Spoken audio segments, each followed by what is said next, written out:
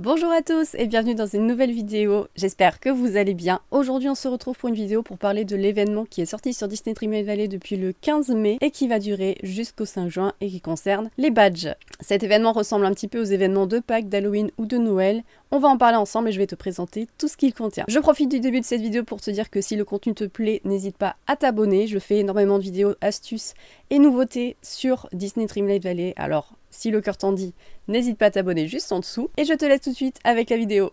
Je vais commencer par te montrer la boîte aux lettres dans laquelle est apparu quelque chose pendant l'événement. Alors déjà, nous avons reçu 500 pierres de lune pour pallier aux bugs récents qu'il a pu y avoir sur le jeu. Donc ça, c'est très très cool, très sympa de la part de Gameloft de nous offrir 500 pierres de lune comme ça gratuitement. On ne va pas se mentir que ça fait toujours plaisir. Ensuite, on a eu un petit mail pour nous dire que le festival des parcs Dreamlight commençait et qu'il expire dans 20 jours. Le mail dit: prépare-toi à apporter la joie et l'émerveillement des parcs Disney dans ta vallée avec le festival des parcs Dreamlight. Participe et gagne des prix exclusifs, des meubles pour décorer ton propre parc d'attractions de la vallée et des seaux de popcorn primés qui feront passer le plaisir à un niveau supérieur. Ne manque pas cette occasion, le festival se déroule jusqu'au 5 juin. Ensuite, nous avons ceci: construisez votre propre parc Dreamlight. Célébrez la magie des parcs Disney avec la nouvelle voie des étoiles et notre événement festival des parcs Dreamlight dans le jeu. Nous mettons à tous les villageois au défi de construire leur propre parc Dreamlight à l'aide de divers items. Une fois les paliers de défi atteints, de super récompenses arriveront dans les boîtes aux lettres de tous les joueurs. Pour découvrir comment participer, visitez notre site internet officiel. Et c'est ce qu'on va faire tout de suite d'ailleurs pour découvrir ensemble quels sont ces fameux paliers. Et on a ensuite reçu quelques items plutôt sympas sur les thèmes des parcs d'attractions que voici. Voilà déjà la vidéo qui a été partagée sur le compte Twitter de Disney Dreamlight Valley. On va la regarder ensemble.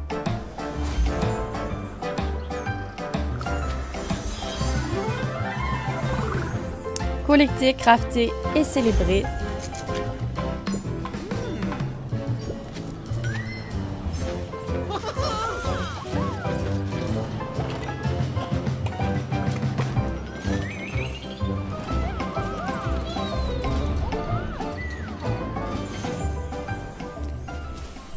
Cette petite vidéo fait déjà très envie, mais il y a également un article sur le site internet directement de Disney Dreamlight Valley. Alors du coup, on nous dit que l'on pourra récupérer différents badges, donc les badges rouges, les badges bleus, les badges verts, les badges fleurs et les badges violets. Et ça nous explique comment les récupérer, mais ça je vous montre ça juste après. On nous parle également des quêtes quotidiennes et hebdomadaires avec différents personnages du jeu. Et nous, ce qui va nous intéresser, c'est surtout le challenge communautaire qui se trouve juste ici. Donc on nous dit qu'en prenant 500 photos avec la statue du partenaire, donc c'est-à-dire la statue avec Walt et Mickey que voici, et en les partageant sur les réseaux sociaux, on débloquera des essentiels de crafting. Avec 350 000 poubelles placées dans nos biomes, on débloquera un décor de Main Street, donc ça c'est trop cool, il faut absolument qu'on arrive à le débloquer. En plaçant 400 000 stands sur nos biomes, on aura un essentiel de cuisine. Et la petite dernière, c'est si on place 600 000 attractions dans nos biomes, nous aurons des pierres de lune. Tout ça évidemment, ça se fait mondialement.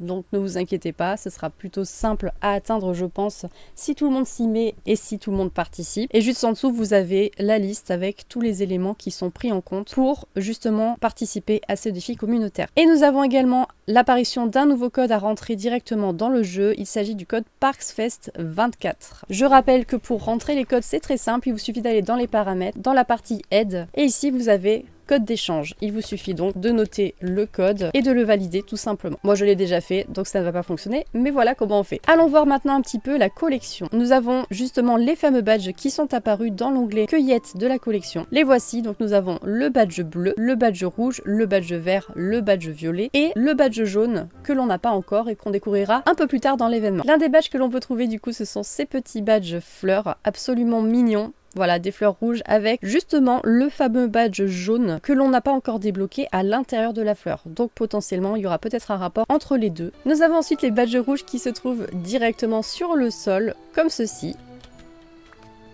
Les badges bleus, quant à eux, se trouvent dans les cercles blancs qui se trouvent sur la prairie tranquille et sur la plage enchantée. Et voilà!